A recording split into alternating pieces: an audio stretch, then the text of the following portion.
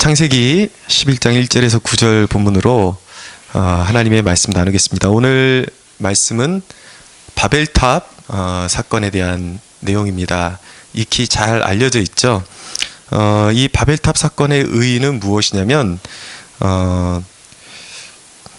왜 세상은 언어가 다른 여러 민족으로 형성될 수밖에 없었는가, 거기에 대한 대답을 주고 있는 것입니다. 그리고 또 하나는 무엇이냐면 온 세계를 하나로 묶을 수 있는 유일한 힘은 무엇인가, 거기에 대한 해답을 주는 장이 바로 이 바벨탑 사건을 담고 있는 본문이라고 볼 수가 있겠습니다.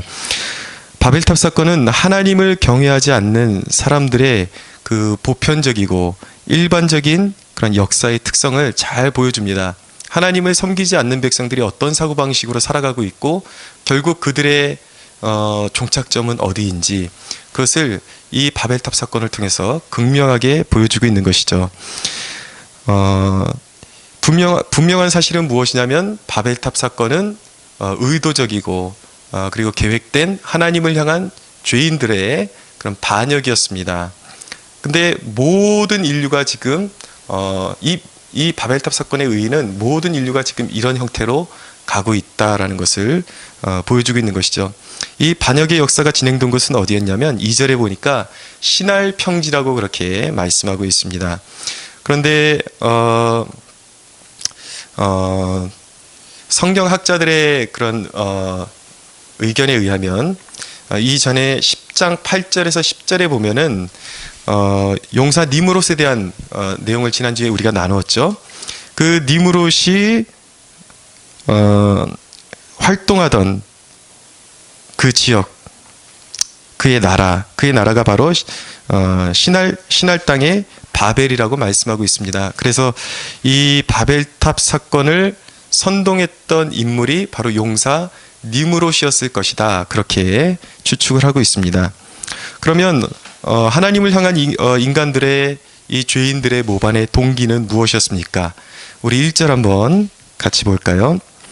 1절 읽겠습니다. 시작. 온 땅의 언어가 하나요, 말이 하나였더라. 예, 언어가 하나였고 말이 하나였습니다.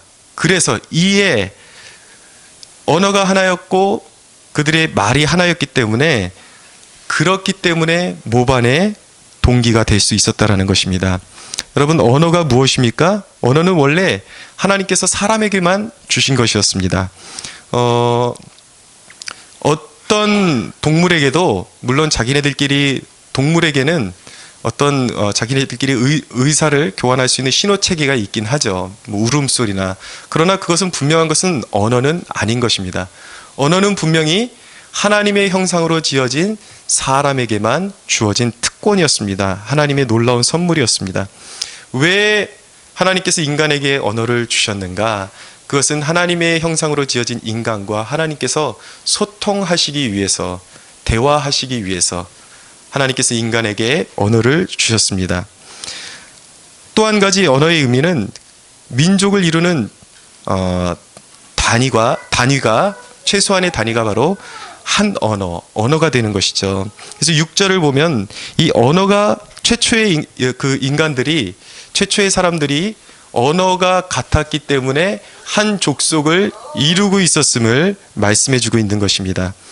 여러분, 언어가 같으면 굉장한 동질성을 갖게 됩니다. 그렇죠? 언어가 같은 민족끼리는, 특별히 해외에 나가보면 언어가 같은 말을 쓰는 동족을 만나게 되면 너무나도 반갑습니다. 그 귀에 쏙쏙 들어오죠. 어디에 한국 사람이 있구나. 근데 한국 안에 있으면 이런 걸 잘 느끼지 못할 수도 있겠지만, 분명한 사실은 언어가 같다라는 것은 사고하는 것이 비슷하고 그리고 문화적으로 관습이 매우 비슷하다라는 것을 의미해주고 있는 것이죠. 또 같은 한국 땅 안에서도 자기 고향의 사투리를 들으면 그렇게 또 친근감이 있지 않습니까? 예, 뭐 경상도 사투리, 전라도 사투리, 대구 사투리, 뭐 이런, 서로 그 사투리를 들으면 저 사람 내 고향에서 왔구나, 그런 동질감이 형성이 되죠. 그 언어가 같으면 굉장히 그 사고하는 것들, 관습, 이런 것들이 비슷합니다. 그래서 동질성을 이루죠. 그런데 그 언어의 하나됨을 통해서 생각과 뜻이 통하니까 사람들이 모반을, 하나님을 향한 모반을 꿈꿨던 것입니다. 이것이 바벨탑 사건의 비극인 것입니다. 대부분 여러분 우리 주위에도 보면 말과 생각이 비슷한 사람들끼리 모이게 되어 있습니다. 불신의 말을 잘하는 사람들하고 모이면 자꾸 따라가게 되어 있어요. 우리의 사고방식도 그렇게 변질되게 되어 있습니다. 대화가 늘 불경건하고 하나님의 뜻과 반대되는 그러한 말들을, 언사들을 하는 그런 모임에 자꾸 함께하게 되면 그곳에는 그런 하나님을 향한 불평, 하나님은 온데간데 없고 자기네들의 그런 세계를 구축하고 하나님의 뜻과 반대되는 그러한 언행과 말이, 대화가 오고 가는 그 자리에는 사실은 하나님의 진노가 머물러 있는 것입니다. 사랑하는 여러분, 그렇기 때문에 하나님의 자녀된 우리는 대화에 있어서 늘 하나님의 뜻을 세우는 대화가 될 수 있도록 우리는 그렇게 노력해야 하는 것입니다. 여러분, 우리 그리스도인들이 모일 때에는 항상 하나님 나라를 세우는 일에 하나가 되어야 할 줄로 믿습니다. 동료를 잘 사귀어야 합니다. 그렇기 때문에 세상적으로 사고하고 늘 만나면 어떻게 하든지 하나님을 반역하고 하나님 없이 잘 살아갈 수 있는 방법, 이 땅에서 호의호식하고 사기치는 방법, 그리고 누구 욕하고 늘 세상적인 그런 대화 내용으로 가득 찬 곳에는 비전이 없는 것입니다. 그래서 동료를 잘 만나야 하는 것입니다. 신앙이 있는 사람들, 신앙의 언어를 가진 사람들, 하나님 나라의 비전이 있는 사람들을 자꾸 만나야 하는 것입니다. 대화가 경건하면 여러분 그 대화 중에, 그 모임 중에 하나님 나라의 꿈이 잉태되는 것입니다.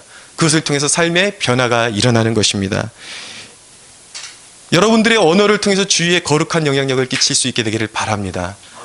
그리고 여러분들이 모이는 곳마다, 우리가 함께 모이는 곳마다 하나님의 꿈이 잉태되고 여러분 세계 선교의 비전이 잉태되고 하나님 나라의 영광을 구하는 일들이 함께하기를 축원합니다. 여러분, 하나님을 떠난 자들이 하는 일은 무엇입니까? 오늘 이 사건을 통해서 보여주는 것은 첫째로 하나님을 떠난 자들이 극명하게 하는 일은 하나님을 떠나서 독자적인 삶의 개선을 꿈꾼다라는 것입니다. 3절을 한번 보겠습니다. 3절 시작. 서로 말하되 자 벽돌을 만들어 견고히 굽자 하고 이에 벽돌로 돌을 대신하며 역청으로 진흙을 대신하고. 여기에 보면 인류 역사에 놀라운 진보를 이루는 장면을 보이고 있습니다. 보니까 돌을 사용하던 사람들이 돌을 뭘로 교체를 합니까? 벽돌로 교체를 하는 것이죠. 이제 건축 기술이 발달하기 시작한 것입니다. 그리고 진흙을 대신해서 역청을 사용하는 모습을 보이고 있죠. 이 역청이라는 것은 무엇이냐면 석유로 된 물질인데 이제 접착성이 있는 물질입니다. 그래서 이제 벽돌과 벽돌 사이를 붙이는 그런 재료로 사용하고 또 방수가 되게 하는 것이죠. 여러분, 역청을 처음에 우리가 어디서 보았죠? 어디서 사용하는 것을 보았죠? 네, 노아의 방주를 이제 만들 때도 역청을 사용했습니다. 근데 똑같은 재료인데 누가 사용하느냐에 따라서 그 용도가 사뭇 다르다라는 것을 느끼게 됩니다. 그래서 무엇이냐면 노아의 방주에 역청을 발랐을 때는 그 역청의 그 용도는 무엇이냐면 세상의 유혹의 물살이 방주 안으로 파고 들어오지 못하도록, 세상에 하나님을 반역하는 그런 사고 구조가 신앙인 안으로 파고 들어오지 못하도록 우리가 역청으로, 영적인 역청으로 우리를 무장시켜야 한다고 말씀드렸습니다. 그런데 세상 사람들이 역청을 사용하는 이유는 반대예요. 하나님이 간섭하시는 것을 틀어막는 것이죠.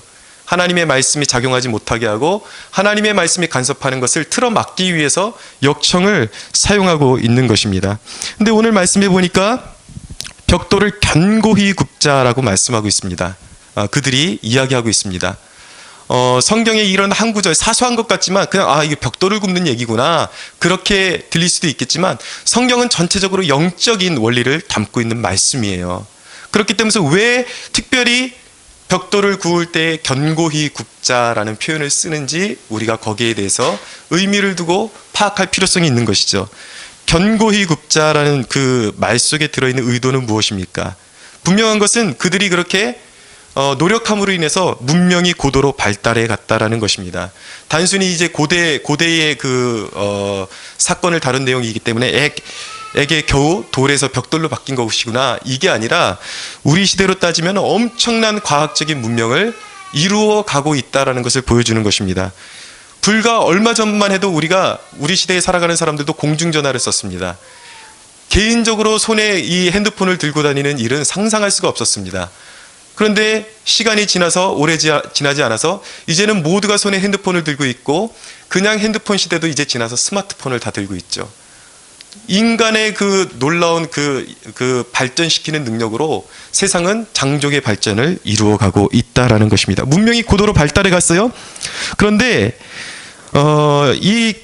그렇게 인간들이 그 문명을 발전시키고 견고하게 만들자라는 이 말의 뜻은 무엇이냐면, 거기에는 인간의 반역의 의지, 하나님을 향한 반역의 의지를 담고 있는 말씀입니다.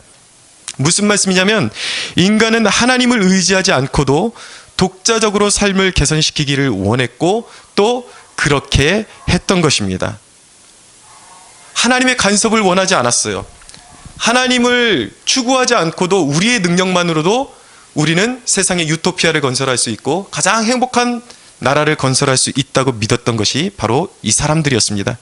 그리고 어느 정도 실제로 성공한 것처럼 보였어요. 그렇죠? 놀라운 발전을 이루어갔습니다. 그러나 여러분, 우리 시대에도 보십시오. 세상을 보면 하나님 없이도 살아가는 사람들이 놀라운 문명을 이루고 있습니다. 놀라운 과학적인 그런 진보를 이루고 있습니다. 기업은 성장하고 있고 인간이 과거에 상상할 수 없었던 놀라운 발전을 이루어가고 있죠. 우리 개인적으로도 우리가 노력하면, 한평생 일하면 좋은 집도 우리가 마련할 수 있고 삶의 놀라운 질의 성장을 이룰 수 있다라는 것입니다. 하나님 없이도 분명히 그런 것이 가능해 보여요. 가능합니다. 그리고 이루어갑니다. 그러나 우리는 그런 사건들에 대해서 좀 더 긴 안목으로 바라볼 필요성이 있는 것입니다. 쉽게 얘기해서 우리가 신앙적인 용어로 종말론적인 안목으로 그런 현상들을 바라볼 수 있어야 한다는 것이죠. 여러분, 과연 인간이 성공한 것일까요? 하나님을 제쳐두고 문명이 그렇게 발달하는 것이? 말씀 한 구절 읽어드립니다. 시편 49편 10절에서 12절은 이렇게 말씀합니다.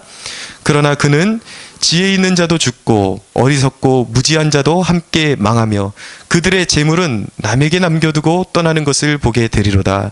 그러나 그들의 속생각에 그들의 집은 영원히 있고 그들의 거처는 대대에 이르리라 하여 그들의 토지를 자기 이름으로 부르도다. 사람은 존귀하나 장구하지 못하며 멸망하는 짐승 같도다.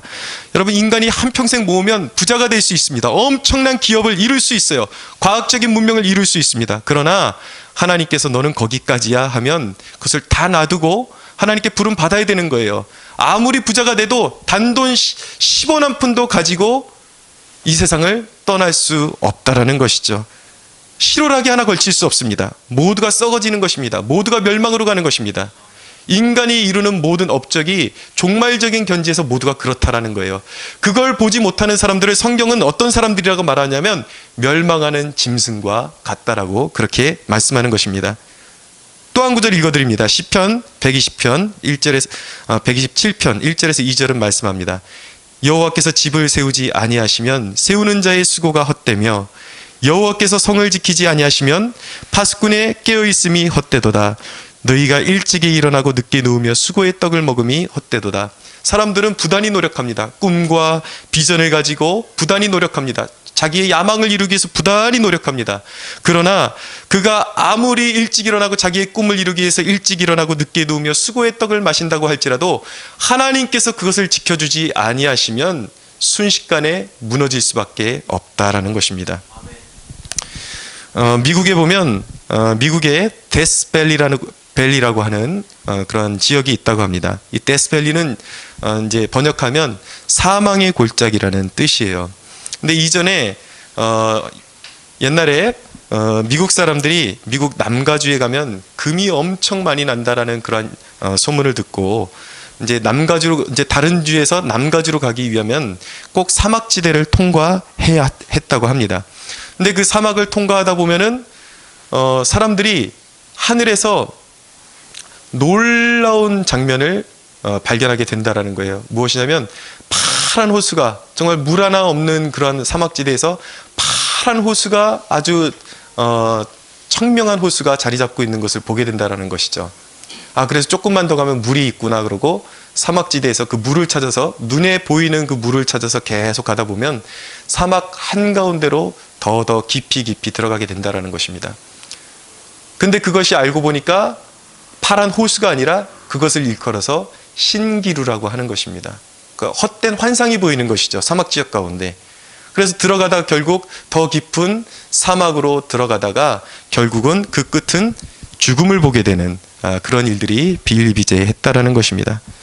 여러분, 우리가 세상에서 우리가 손에 쥐었다고 말하는 것들, 세상에 있는 실체들, 명예와 권력과 부와 사람들이 추구하는 모든 꿈과 비전, 그들이 꿈이라고 말하는 이 모든 것들이 이 신기루와 같다라는 것이에요. 하나님을 떠난 성공, 학업, 이 모든 것들이 인간들이 그렇게도 견고하게 하나님을 떠나서 굽고 싶었던 벽돌과 역청에 불과하다는 것입니다. 거기엔 실체가 없는 거예요. 잠깐 누리는 것 같지만 그냥 사라지고 없는 것입니다. 그것을 더 깊게 쥐려고 할수록, 더 꽉 쥐려고 할수록 인생은 오히려 사막의 깊은 곳으로, 사망의 골짜기로 깊이 들어가고 있는 것입니다. 그러나 여러분, 역으로 하나님의 말씀은 무엇이라고 말씀하냐면 보이지 않는 것이 실체라고 말씀합니다. 하나님이 말씀하시는 것, 여러분, 영원한 가치를 쫓아야 할 줄로 믿습니다. 우리 그리스도인들의 이 땅에 눈에 보이는 것을 쫓는 사람들이 아니라 하나님이 말씀하시는 그 약속을 쫓아서 하나님께서 기뻐하시는 그 일을 위해서 영원한, 지금은 눈에 보이지 않지만 하나님께서 너의 삶 가운데 이루어 주실 것이야 라고 말씀하시는 영원한 가치를 따라서 살아가는 사람들이 바로 저와 여러분들임을 믿어야 하는 것입니다. 인간은 자기 스스로 살 수 없는 존재로 지어졌어요. 인간이 하나님께로부터 독립선언을 할 때부터 그것은 스스로에게 사망 선고를 내리는 것과 마찬가지인 것입니다. 인간은 애초부터 지어질 때부터 하나님을 의존하는 피조물로 지어졌음을 잊지 말아야 하는 것입니다. 그것이 지혜예요. 여러분, 하나님을 떠나서 독자적인 삶의 개선을 꿈꾼다라는 것, 그것 자체가 여러분 인간의 어리석음이요 미련함 자체라는 것을 빨리 깨달을수록 여러분들의 삶 가운데 유익하다는 사실을 꼭 믿으시기 바랍니다. 그렇다면 인간들이 벽돌과 역청을 가지고 무엇을 했습니까? 오늘 말씀해 보니까 그들이 바벨탑을 쌓았습니다. 바벨탑은 무엇입니까? 그것은 인간 욕망의 부산물이었습니다. 바벨탑을 쌓은 목적은 무엇이었냐면 크게 두 가지 목적이 있습니다. 첫째는 무엇이냐면 자기들의 이름을 내기 위해서 바벨탑을 쌓았습니다. 우리 4절 한번 볼까요? 11장 4절 한번 같이 읽어보겠습니다. 시작. 또 말하되 자 성읍과 탑을 건설하여 그 탑 꼭대기를 하늘에 닿게 하여 우리 이름을 내고 온 지면에 흩어짐을 면하자 하였더니, 자, 그 탑 꼭대기를 하늘에 닿게 하여 우리 이름을 내자라고 그렇게 그들이 단합하고 있습니다. 우리의 이름을 내자. 본래 하나님께서 인간을 지으신 목적은 하나님과 영원히 동행하며 하나님의 이름을 높이는 것이었죠. 그런데 하나님을 떠난 인간의 목적, 삶의 목적은 자기 이름을 위한 것으로 변질시켜 버립니다.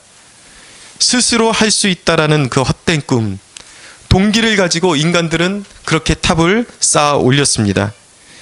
여러분, 세상은 막 부추깁니다. 사람들에게 인생은 단 한 번뿐이니까 원하는 그것을 하라고, 그리고 성취해내라고 그렇게 부추깁니다. 그런데 여러분, 모든 그런 인간의 노력들이 죽음과 심판이라는 장벽 앞에서 얼마나 무능한지를 깨닫는 것이 지혜인 것입니다. 제가 우리 청년들에게 누누이 도전하는 것이 있습니다. 삶의 목적을 설정을 할 때에 여러분들의 삶 가운데 여러 가지 옵션이 있을 수가 있어요. 스스로 선택할 수 있는 이 길을 선택할 수도 있고 또 다른 길을 선택할 수도 있습니다. 그러나 제가 청년들에게 도전하는 한 가지는 무엇이냐면 여러분들의 인생의 그 옵션들 가운데 어떤 것을 선택할 것인가, 어떤 기준으로 선택할 것인가, 그런 기준으로 선택하라는 거예요. 내가 원하는 삶이 아니라 하나님의 눈물이 있고 하나님의 기쁨이 있고 하나님의 관심이 있는 그곳을 위해서, 하나님이 무엇을 내가 할 때 가장 기뻐하실 것 같은가, 내 삶을 어디에 드릴 때 하나님께서 가장 만족해 하실 것 같은가, 그리고 하나님께서 지금 현재 가장 보시면서 눈물을 흘리시면서 안타까워하는 그곳이 어디일까? 바로 그것을 위해서 헌신하라는 것입니다. 여러분, 삶의 보장은 내가 원하는 길을 갈 때 삶이 보장되는 것이 아니라 하나님께서 원하는 그것을 깨닫고 나의 삶을 하나님께 드릴 때 그 길이 바로 보장받는 길임을 믿어야 하는 것입니다. 여러분, 인간이 자기 이름을 위해 일하는 것은 모두 거품이에요. 신기루인 것입니다. 거기에는 성공이 없습니다. 일시적인 성공만이 있을 뿐입니다. 그러나 여러분, 성경은 무엇이라고 말씀하냐면 여호와는 나의 목자시니 내게 부족함이 없으리로다. 그가 나를 푸른 풀밭에 누이시며 쉴 만한 물가로 인도하시는도다. 내 영혼을 소생시키시고 자기 이름을 위하여 의의 길로 인도하시는도다 라고 말씀합니다. 여러분, 인간은 자기 스스로의 이름을 위해 살지만 결국은 자기 이름을 위해 살다가 죽을 수밖에 없는 것이 바로 인간인 것입니다. 그러나 여러분, 영원하신 하나님은 자신의 이름을 걸고 누구를 위해서 사시는가? 바로 저와 여러분, 예수 안에 있는 하나님의 자녀들을 위해서 사시는 것입니다. 하나님은 자기 이름을 위해서 자기 이름을 거시고 자기의 명예를 걸고 우리를 살려내시는 분이 바로 우리가 믿는 하나님이십니다. 그리고 하나님께서 우리를 살려내실 뿐만 아니라 진정으로 세상 앞에서 하나님께서 우리를 높여주기를 원하시고 칭찬과 명성을 얻게 하시겠다고 약속하고 계십니다. 그래서 성경은 이렇게 말씀합니다. 그때에 내가 너를 괴롭게 하는 자를 다 벌하고 저는 자를 구원하며 쫓겨난 자를 모으며 온 세상에서 수욕받는 자에게 칭찬과 명성을 얻게 하리라 라고 말씀하고 있습니다. 사랑하는 여러분, 진정한 성공과 진정한 형통과 진정한 영원으로 가는 삶은 오직 예수 그리스도 안에 있음을 믿으시기 바랍니다. 삶이 하나가 되어야 하는 것입니다. 입으로만 하나님을 믿는다고 하는 것이 아니라 삶의 방식이 있어서는 내가 원하는 삶을 쫓아가는 것이 아니라 진정으로 하나님께서 내 삶에 원하시는 삶, 그 삶을 향하여 나의 몸과 나의 손과 발이 따라야 하는 것이고 나의 언행이 따라야 하는 것이고 나의 삶의 방식이 하나님께서 원하시는 그 길로 가야 할 줄로 믿으시기 바랍니다. 여러분, 그럼에도 불구하고 아직도 자기 이름을 위해 사는 분들이 있지 않습니까? 여러분들 이 말씀을 들으면서 나는 그런 야망이 없다고, 야망 같은 것은 없다고 그렇게 생각하고 있지는 않습니까? 그러나 여러분, 하나님께 속한 높은 이상이 없다면 그것은 모두, 그런 이상이 없는 사람들은 다 사실은 자기 자신을 위해서 살아가고 있는 것입니다. 여러분, 우리는 세상의 높은 이상이 아니라 하나님 안에서 높은 이상을 위해서 부름받았다라는 사실을 기억하십시오. 그 높은 이상이 무엇입니까? 바로 하나님의 아들이신 예수 그리스도의 그 이름을 위하여 살도록 우리가 부름받았다라는 사실이에요.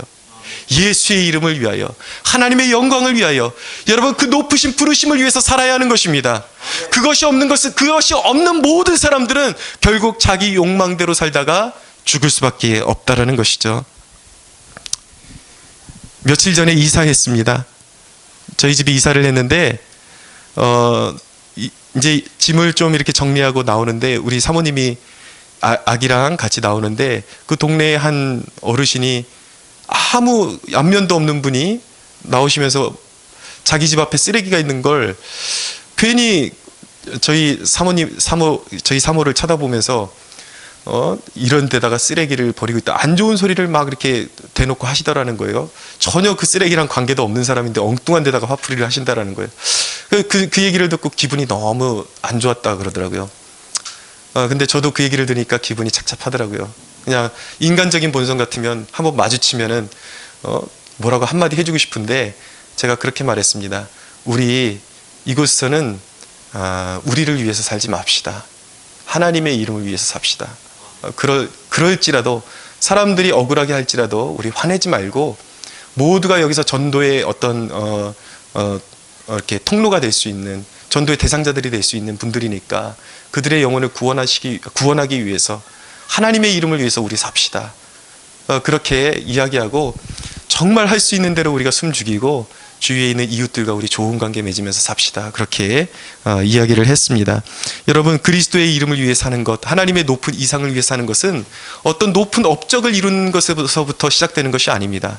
아주 삶의 작은 일, 이웃과 친화하면서 정말 그들에게 어떻게 해서든 복음을 증거하기 위해서 나의 자존심, 나의 이름 때문에 살아가는 것이 아니라 하나님의 이름 때문에 그리스도의 영광을 위해서 참고 인내하는 그 믿음이 바로 하나님의 영광을 위한 삶인 줄로 믿으시기 바랍니다. 여러분, 바벨탑을 쌓은 두 번째 목적은 무엇이냐면 불의한 연합을 추구하기 위한 것이었습니다. 우리 4절 가장 마지막 절에 보면은 그들이 뭐라고 말합니까? 온 지면에 흩어짐을 면하자라고 말하죠. 이것은 하나님의 명령을 정면으로 거절하는 것이었습니다. 최초의 인간에게 하나님께서 명령하신 그 내용이 무엇입니까? 생육하고 번성하여 땅에 충만하라고 명령하셨죠. 그 창조의 명령을 거스르는 것이었습니다. 하나님이 원하시는 것은 무엇이냐면 거룩한 영향력을 온 땅 가운데 퍼뜨리는 것이었습니다. 여러분, 우리의 인생이 옥합과 같이 되어야 되는 것입니다. 깨어진 옥합과 같이 그 옥합이, 여인이 예수님 앞에 깨어들었던 옥합이 깨지자 온 방을 향기로 물들였던 것처럼 우리 그리스도인이 가는 곳마다 그런 향기가 퍼져 나가야 하는 것입니다. 그러나 여러분, 많은 그리스도인들이 살아가는 방식이 늘 편안한 울타리 안에서 삶을 영위하려고 합니다. 늘 좋은 커피숍에서, 교회 안에서만 좋은 그런 의자와 테이블을 놓고 오손도손 이야기하면서 성경 공부를 하고 그곳에서 헌신을 이야기하고 그곳에서 주를 위해서 살아가는 것을 이야기하면서 결국은 주님이 원하시는 그 삶의 현장으로는 나가지 않으려고 한다라는 것이죠. 그러나 여러분, 하나님이 원하시는 것은 필요한 현장으로 들어가는 것입니다. 우리가 배우는 만큼 정말 하나님의 마음이 있는 곳에 퍼져나가기를 원하시는 것입니다. 거룩한 영향력을 끼치기를 원하시는 것입니다. 하나님을 향해서 마음을 닫는 사람들에게 나타나는 현상이 무엇인지 아십니까? 스스로를 고립시킨다라는 거예요. 성을 쌓는 것입니다. 왜 사람들이 성을 쌓기를 원했습니까? 하나님으로부터 단절시키고 스스로 자기들만의 세계를 구축하고 싶었던 것입니다. 여러분, 교회는 그 원리를 깨달아야 합니다. 교회는 연합해야 돼요. 그러나 이 세상 사람들이 연합하는 원리가, 교회는 연합해서 끊임없이 하나님 앞에 최선을 다해서 예배하고 기도의 생명을 걸어야 하는 것입니다. 선교의 문을 열어달라고 늘 기도의 생명을 걸고 기도해야 하는 것입니다. 할렐루야. 그러나 여러분, 교회가 연합해야 하는 이유는 무엇이냐면 단순히 교회를 크게 만들기 위해서 연합하는 것이 아니라 흩어지기 위해서 연합하는 것입니다. 무슨 말씀이냐면 교회는 생명 걸고 예배하고 생명 걸고 여기서 기도하고 여기서 영적인 능력을 부여받아서 세상의 삶의 한복판으로 퍼져나가서 거룩한 영향력을 끼치고 돌아오고 다시 능력을 공급받고 다시 흩어져서 하나님의 이름을 증거하고 예수 그리스도의 사랑을 증거해야 하는 것입니다. 그렇기 때문에 여러분, 지나치게 교회 안에만 붙어있는 것도 하나님의 기쁨이 되지 못합니다. 물론 많이 모여야 돼요. 모여서 기도하고 성경 공부하고 그래야 되지만 결국 우리가 잘 모여서 모이기를 패하지 말고 늘 모이라고 말씀하지 않습니까? 그 모임 가운데 우리가 얻어진 능력으로 우리가 무엇을 해야 되는가? 모이는 이유가 무엇인가? 그것이 바로 흩어지기 위해서 모인다라는 사실을 우리가 꼭 놓치지 말아야 하는 것입니다.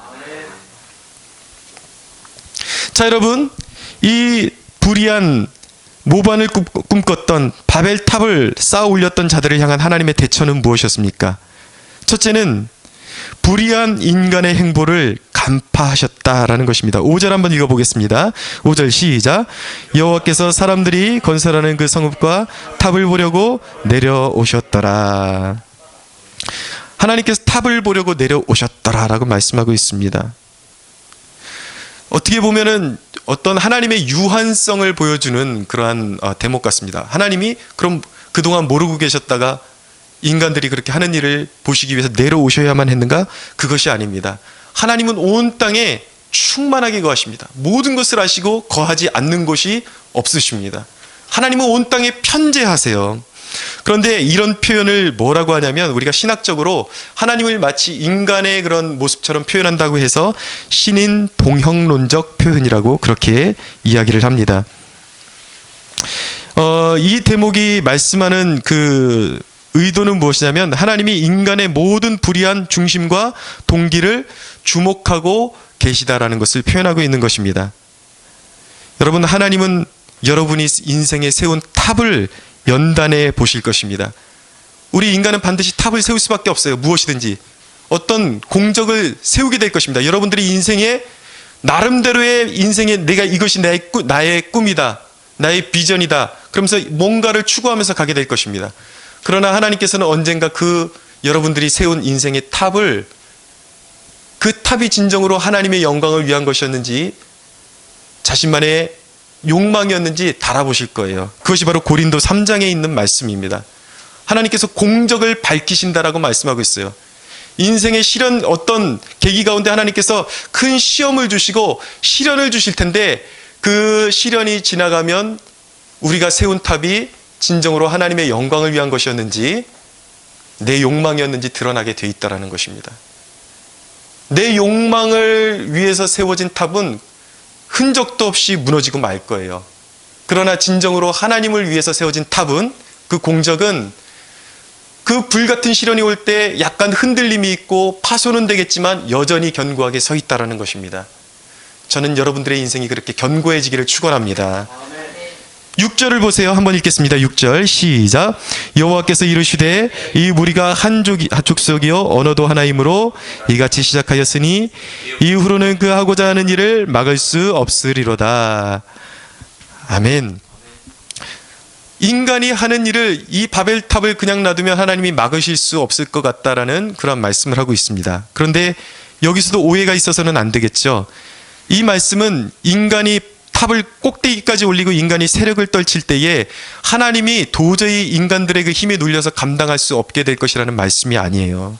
바로 이런 말씀입니다. 어떤 말씀이냐면, 우리는 천방지축같이 자기 주제를 모르고 날뛰는 존재들에게 그렇게 말하지 않습니까? 저거 가만 놔두면 도저히 말릴 수가 없겠다. 저거 말릴 수가 없겠다. 저 하는 짓 보니까 지금 당장 저거 이제 낭떠러지로 가고 있는데 저 그대로 놔두면 그냥 낭떠러지로 가서 떨어져서 죽고 말겠구나. 그런 표현이에요. 여러분, 하나님께서는 노아의 홍수 이후에 무지개를 주시면서 다시는 온 세계를 멸하지, 최후의 심판이 있기 전까지는 온 세계를 그렇게 전체적으로 멸하지는 않겠다고 그렇게 약속을 하셨어요. 그런데 이 바벨탑을 끝까지 쌓도록 놔두면 결국 그것이 하나님 앞에 반역이 되어서, 말릴 수 없는 반역이 되어서 하나님께서 다시 한번 모든 인류를 다 멸하셔야 하는 그 지경까지 가게 되기 때문에 그 전에 하나님께서 저들이 하는 일을 막아야 할 필요성을 느끼셨다라는 것입니다. 다시 말하면 죄인들의 그 계획들을 다 수포로 돌이키셔서 어떻게 해서든 인간들을 살리시기 위해서, 그리고 다시 회개의 기회를 주시기 위해서 그렇게 작정하셨다라는 것입니다. 여러분, 온 세상은 하나님의 소유입니다. 할렐루야. 여러분, 하나님의 소유인 그 땅에다가 하나님이 원하시는 삶을 건축하지 않고 자기의 야망을 건축하게 되면 어떤 일이 벌어지냐면 마치 그런 일이 벌어지는 것입니다. 집주인이 계약 기간 동안 보다가 안 되면, 마음에 안 들면 이 집을 떠나시오. 방 빼. 그러면 끝나는 거예요. 아무리 업적을 쌓았어도 집주인이 방 빼라면 그냥 나가야 되는 것입니다. 인간이 처한 상황이 그렇다라는 거예요.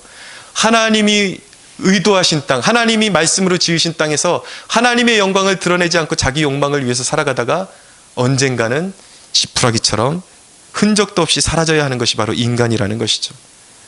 그런 자기의 유약함을 깨닫는 것이 바로 지혜인 것입니다. 자, 두 번째로 하나님께서 무엇을 하셨습니까? 이 땅에 내려오셔서 바벨탑을 보시고 그들의 언어를 혼잡하게 하셨습니다. 7절에서 8절을 한번 읽어보겠습니다. 시작. 자, 우리가 내려가서 거기서 그들의 언어를 혼잡하게 하여 그들이 서로 알아듣지 못하게 하자 하시고, 여호와께서 거기서 그들을 온 지면에 흩으셨으므로 그들이 그 도시를 건설하기를 그쳤더라. 아멘. 여러분, 바벨이라는 그 명칭의 뜻 자체가 무엇이냐면 혼잡이라는 뜻입니다. 혼잡. 그러니까 하나님을 떠난 사람들의 삶은 혼돈과 공허가 있을 수밖에 없는 것이죠. 하나님께서 그들의 언어를 흩어버리셨어요. 그러니까 소통이 되지를 않습니다. 인간들이 소통이 되지를 않으니까 저쪽에다 이제 탑을 지으려면 벽돌을 달라 그러는데 역청을 던져주고 뭐 기구가 필요한데 서로 말이 통하지를 않는 거예요. 혼돈이 오는 것입니다. 공황 상태가 오는 거예요. 그래서 그것을 계기로 해서 세상은 흩어지고 말았습니다. 그 말씀의 끝에 보니까 그 도시를 건설하기를 그쳤더라라고 말씀하고 있어요. 인간이 꿈꿨던 그 야망이 신기루가 되었다라는 것입니다. 신기루였다라는 것입니다. 지금 여러분 실제로 메소포타미아 지역에 보면은 지구라트라는 그러한 건축물들이, 고대의 건축물들이 많이 발견됩니다. 그 중에 이 바벨탑이었을 것으로 추정되는 실제적인 건축물들이 여전히 남아 있습니다. 근데 남아있는 고대 문헌에 보면은 성경 외에도 실제로 그런 문헌이 남아있다라는 거예요. 인간들이 이 지구라트를 건설하는데 신이 노하셔서 그들의 언어를 흩으셔서 인간들이 온 세상으로 흩어지기 시작했다라는 그런 기록이 남아있다라는 것입니다. 말씀드리고 싶은 것은 인간이 쌓았던 그런 놀라운 업적이 흔적으로는 남아있어요. 흔적으로는 남아있지만 그것을 쌓았던 인류는 온 땅 가운데서 흔적도 없이 사라지고 말았다라는 것입니다. 모든 것이 일장춘몽이었던 것이죠. 인간의 이 불순종에 하나님께서 행하신 일은 먼저 인간의 길은 막히게 하셨습니다. 그러니까 인간이 욕망을 품으면 하나님께서 그 길을 막으시는 거예요. 그런데 하나님께서는 인간의 그 불순종을 통해서 하나님 자신의 뜻은 또한 성취하셨습니다. 그것이 무엇입니까? 언어를 흩으심으로 해서, 언어를 분할시킴으로 해서 사람들이 다 흩어지게 함으로써 온 지면에 충만하도록 하나님께서 자기의 뜻을 이루셨다라는 것이죠. 할렐루야. 하나님께는 불가능이 없으십니다. 하나님의 지혜를 쫓아갈 수가 없습니다. 그렇기 때문에 여러분 인생에 하나님 앞에 빨리 복종하는 것이, 그것이 지혜예요. 그것이 성공하는 방법인 것입니다. 자, 여러분 여기 중요한 대목이 나옵니다. 이제 말씀을 정리하면서 이 대목이 참 중요합니다. 이 바벨탑 사건은 신약의 오순절 사건과 밀접한 연계성을 가지고 있다라는 것입니다. 이 언어와 민족이 서로 다른 것은 사실은 인간의 욕망에 대한 저주였습니다.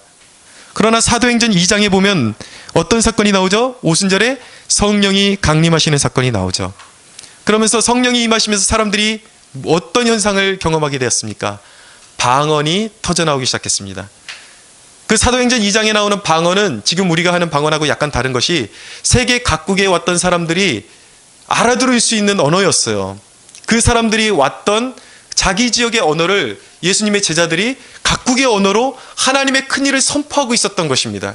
그것이 지금 오늘날 우리가 하는 방언이랑은 좀 차별화된 방언인 것이죠.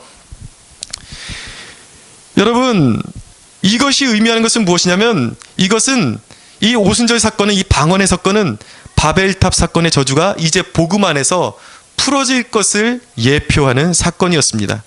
비록 언어는 여전히 다르지만, 온 세계 언어가 여전히 다르지 않습니까? 그럼에도 불구하고 복음의 언어 안에서 온 세계가 한 뜻과 한 생각과 한 목적, 특히 표현은 다르지만 그리스도가 삶의 동기가 되는 그러한 면에서 한 언어를 갖게 될 것을 의미하는 것입니다. 언어는 다릅니다. 한국 사람과 중국 사람의 언어가 다르죠. 그러나 복음이 들어오면 언어의 의도는 다 똑같아지는 것입니다. 한국인도 한국말을 하지만 오직 그리스도의 영광을 위해서 살아가기를 원하는 것이죠. 그래서 말 표현이 달라지는 것입니다. 이제는 하나님의 영광을 위한 말 표현으로 달라지는 것이죠. 중국 사람도 마찬가지인 것입니다. 복음이 들어가면 그의 언어와 삶과 행동이 복음의 삶의 방식으로 바뀌게 되는 것입니다. 그것이 바로 오순절 사건의 의의예요. 여러분, 하나님은 하나님을 반역하는 뜻을 품은 그 한 언어로 묶여있던 세상이 이제 복음으로 하나님을 찬양하는 한 언어를 갖기를 원하십니다. 그렇기 때문에 하나님의 마음은 열방 중에 계십니다. 이제 하나님은 반역한 모든 족속에게 복음이 전파되고 그들이 돌아오기를 원하십니다. 할렐루야. 아멘. 여러분, 하나님께서 우리에게 원하시는 것은 이제 우리가 이 바벨의 저주를 풀어주는 주역이 되기를 원하시는 것입니다. 저는 고무적인 것이 무엇이냐면, 우리 캠퍼스 성막교회 안에 한국인과 중국인이 함께 모여서 예배드릴 수 있게 됐다는 것이 너무 감사합니다. 저는 더 큰 꿈을 꾸고 싶어요. 이곳에 일본인도 함께 오고 하나님 나라의 정말 언어와 민족의 장벽을 뛰어넘어서 하나님의 영광을 올려드리는 그러한 캠퍼스 성막교회가 될 수 있었으면 좋겠습니다. 아멘. 여러분, 우리는 가깝게는 이 땅의 청년들로부터 멀리는 열방까지 우리의 영향력이 미치도록 기도해야 할 줄로 믿습니다. 사랑하는 여러분, 말씀을 정리합니다. 여러분은 바벨탑을 세우고 있지는 않습니까? 그러나 여러분, 성경은 분명히 말씀합니다. 먼저 그의 나라와 그의 의를 구하라. 여러분, 오늘 이 말씀 붙들고 하나님의 영광을 위해서 부름받은 저와 여러분들, 삶의 목적을 다시 한번 정리하시고 나의 야망을 위한 삶이 아니라 그리스도의 영광을 위하여 하나님의 눈물이 있는 그곳, 하나님의 마음이 있는 그곳, 하나님께서 기뻐하시는 그 땅을 품고 헌신할 수 있는 저와 여러분들이 되기를 주 예수의 이름으로 축원합니다. 우리 하나님께 영광의 박수 올려드리겠습니다.